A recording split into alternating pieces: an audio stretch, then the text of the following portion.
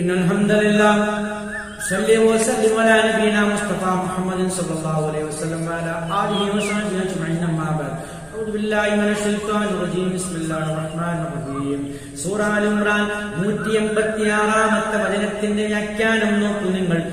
ലത്തുബുലവുന്ന ഫീ അംവാലികും, നിങ്ങളോടുള്ള പറയുകയാണ്, ലത്തുബുലവുന്ന നിങ്ങൾ പരീക്ഷിക്കപ്പെടുക തന്നെ ചെയ്യും, ഫീ അംവാലികും നിങ്ങളുടെ സമ്പത്തുകളിൽ, വ അൻഫുസികും നിങ്ങളുടെ സ്വദേഹങ്ങളിലും നിങ്ങൾ പരീക്ഷിക്കപ്പെടുക തന്നെ ചെയ്യും. പലതരത്തിലുള്ള പരീക്ഷണങ്ങൾ നിങ്ങൾ അഭിമുഖീകരിക്കേണ്ടി വരും. വല തസ്മഉന്ന നിങ്ങൾ കേൾക്കേണ്ടിയും വരും, മിനല്ലദീന യാതൊരു കൂട്ടരിൽ നിന്നും, ഊത്തുൽ കിതാബ മിൻ ഖബ്ലികും നിങ്ങൾക്ക് മുമ്പ് വേദഗ്രന്ഥം നൽകപ്പെട്ടവരിൽ നിന്നും എന്ന് പറഞ്ഞാൽ യഹൂദ ക്രൈസ്തവരിൽ നിന്നും അഹ്ലുൽ കിതാബുകളിൽ നിന്നും പലതും കേൾക്കേണ്ടി വരും.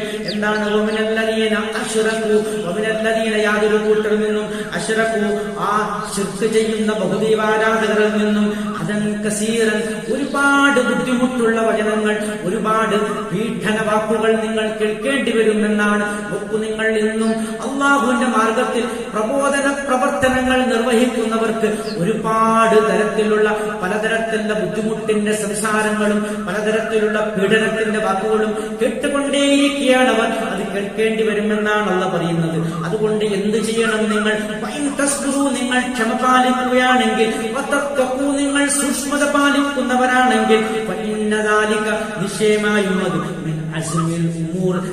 ദൃഢകാര്യത്തിൽപ്പെട്ടതാകുന്നു, ദൃഢകാര്യത്തിൽപ്പെട്ടതാണത് എന്നാണല്ലോ പറയുന്നത്. അതൊരു മനസ്സിന് ദാർഢ്യമുള്ള പ്രവൃത്തിയാണ്.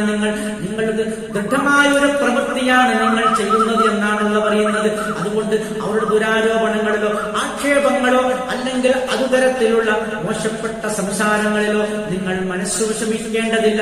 നിങ്ങൾ മുന്നോട്ട് പോകുക തന്നെ ചെയ്യണം. പ്രബോധന പ്രവർത്തനങ്ങളുമായി നിങ്ങൾ മുന്നോട്ട് പോകണം. ജനങ്ങൾക്ക് സത്യം പഠിപ്പിച്ചു കൊടുക്കണം. അവർക്കിടയിൽ നിങ്ങൾ സത്യം പരത്തണം എന്നാണല്ലോ പറയുന്നത്. അതിന് പ്രസംഗിയായി പലതരത്തിലുള്ള കുത്തുവാക്കുകളും ഇതുപോലെയുള്ള നീചവാക്കുകളും ദുഷ്ടവാക്കുകളും നിങ്ങൾ നിരന്തരം കേൾക്കേണ്ടി വരും. അതുകൊണ്ട് ഒരിക്കലും നിങ്ങൾ പതറാൻ പാടില്ല.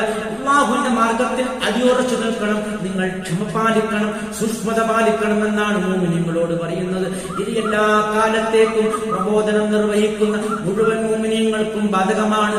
ഇനി ഏത് കാലത്തേക്കും നിരന്തരം ആ ശത്രുപക്ഷത്തുള്ളവർ അവരെ വിഷമിപ്പിച്ചുകൊണ്ടേയിരിക്കും എന്നൊക്കെയാണ് അല്ലാഹു നമുക്ക് പഠിപ്പിച്ചു തരുന്നത്. ആഖിറു ദഅവാനാ അൽഹംദുലില്ലാഹി റബ്ബിൽ ആലമീൻ.